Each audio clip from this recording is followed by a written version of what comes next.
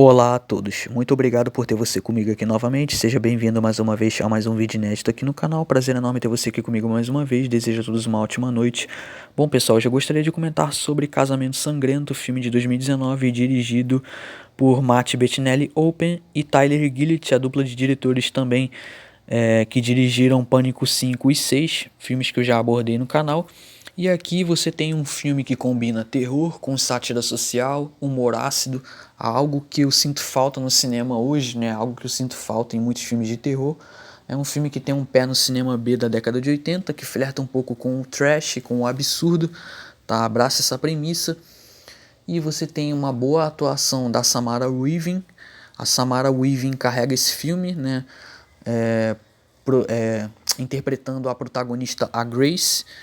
E aí você tem um filme bastante interessante aqui, que, claro, vou ter que abrir um breve espaço, né, para a nossa tradicional contextualização sobre o projeto.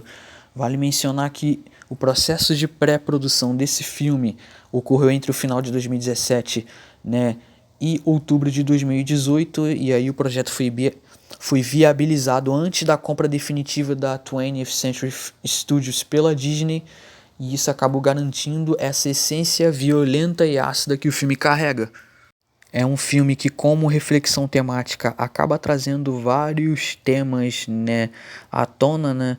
Uma mistura de sátira afiada sobre a elite, o casamento e o preço do pertencimento também. E aí o filme acaba utilizando o terror, né, e essa espécie de humor ácido, né, esse humor negro que é usado para criticar a ganância e o conservadorismo cego e algumas tradições ultrapassadas dessa alta sociedade, né. O filme estreou no Festival Internacional de Cinema Fantasia, né, em julho de 2019 e foi lançado nos cinemas dos Estados Unidos em agosto de 2019 pela Fox Searchlight Pictures. E aí, com um orçamento de apenas 6 milhões de dólares, se tornou um sucesso comercial, acabou arrecadando 57 milhões e acabou se tornando, né, um ícone do terror moderno, tá? A jovem noiva Grace, interpretada por Samara Weaving, se casa com Alex Ledomas, interpretado por Mark O'Brien, que é herdeiro de um império de jogos de tabuleiro. A noite de núpcias acaba se transformando em uma luta mortal pela sobrevivência quando a família a obriga a participar de um jogo de esconde-esconde satânico para cumprir uma antiga tradição da família e quebrar uma maldição. No meio disso tudo você tem a família Ledomas, que representa então a caricatura de uma elite intocável e parasitária que está disposta a assassinar um inocente para preservar sua fortuna e seu status, né? Justificando assim atos cruéis através de um pacto sobrenatural. Por outro lado, você tem também a protagonista Grace, né? Que ela cresceu em orfanatos e anseia desesperadamente por uma família, e o filme, de certa forma, acaba refletindo sobre o quanto nos sujeitamos a ambientes tóxicos ou abusivos na tentativa, então, de encontrar um lugar para pertencer e ser, em tese, aceito. E é interessante você notar que esse tropo convencional da vítima indefesa acaba sendo quebrado, pois a personagem, a Grace, né, ela acaba evoluindo de uma noiva vulnerável, com medo, né, num vestido tradicional, para uma espécie de final girl resoluta que pega em armas, né, que acaba lutando contra, né, toda a insanidade da família, né, de certa forma tenta sobreviver a esse caos imposto, né, pelos seus opressores, né. E isso é o ponto alto, isso é notável, isso acaba se tornando icônico para a criação de uma personagem que está sendo marcada no gênero terror moderno. A obra expõe o ridículo de uma classe privilegiada que tenta manter uma fachada de polidez e aristocracia, enquanto se descontrola completamente ao enfrentar a resistência da própria vítima. E esse filme, vale lembrar que ele é considerado um dos maiores exemplos modernos do subgênero Eat the Rich, né, que é uma vertente cinematográfica que utiliza sátira, horror e comédia de humor negro, para quem não sabe, né, para criticar e satirizar a elite econômica, né?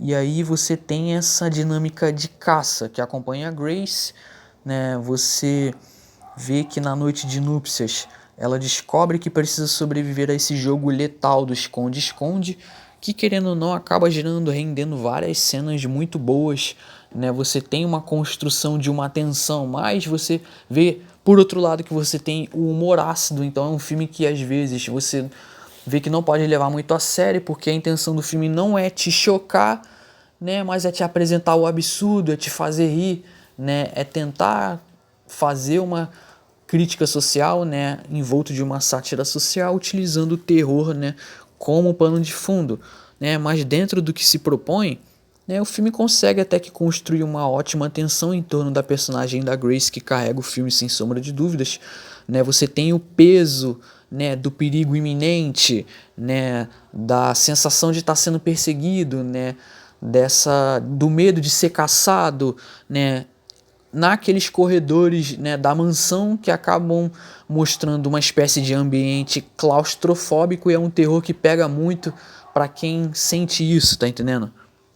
E aí, querendo ou não, a gente vê que tem um certo equilíbrio entre o terror e a comédia. Você vê que esse longa-metragem ele acerta o time entre o gore e o humor ácido, esse humor macabro apresentado.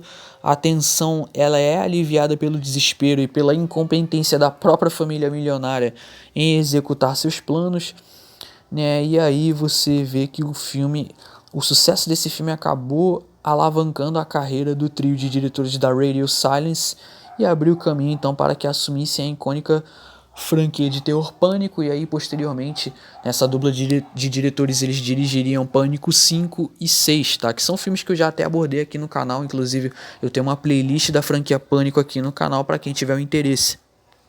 Inventivamente, Casamento Sangrento mistura batidas clichês de modo a torná-las bem originais dentro do contexto do horror atual, e isso resgata o espírito slasher oitentista com uma base de torture porn dos anos 2000 dentro de uma recente moda de trazer brincadeiras para um panorama de jogo mortal, com o adendo de levar seu direcionamento trash para alavancar comentários socialmente relevantes.